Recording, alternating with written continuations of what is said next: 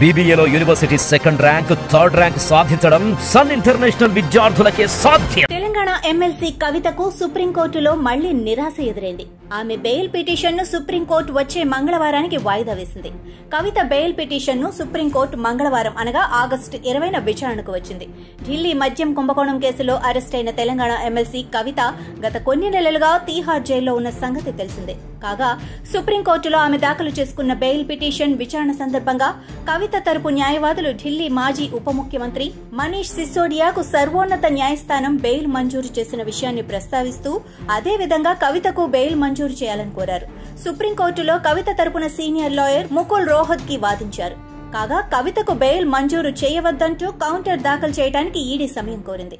దీంతో కవిత bail petition విచారణకు సర్వోన్నత న్యాయస్థానం వచ్చే మంగళవారానికి వాయిదా వేసింది. దీంతో కవితకు బెయిల్ లభించింది లేనిది తేలాలి అంటే మరో వారం రోజులు వేచి ఉండక తప్పని పరిస్థితి నెలకొంది. కాగా కవితకు బెయిల్ లభిస్తుందన్న ఆశాభావంతో బీఆర్ఎస్ శ్రేణులు సంబరాలు చేసుకోవడానికి రెడీ అయ్యాయి. ఆమెను తోడ్కొని వచ్చేందుకు బీఆర్ఎస్ నాయకుడు మాజీ మంత్రి ఎమ్మెల్యే వేముల ప్రశాంత్ రెడ్డి, మాజీ మంత్రి Srinivas Goud, Korutla MLA doctor Sanjay, Nizamabad urban మాజీ ఎమ్మెల్యే బిగాల గణేష్ గుప్తాలు ఢిల్లీ చేరుకున్నారు. అయితే బెయిల్ పిటిషన్ విచారణకు వచ్చి మంగళవారానికి వాయిదా పడటంతో వారంతా నిరాశ చెందారు.